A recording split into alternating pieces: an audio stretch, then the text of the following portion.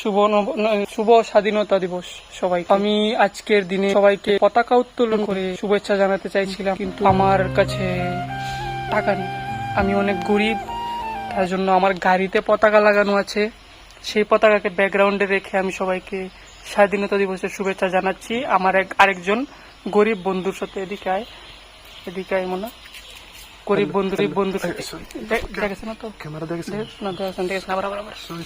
ডাক্কে this আমি ডাক্কে this. Hello সবাইকে শুভ স্বাধীনতা দিবস। Apple watch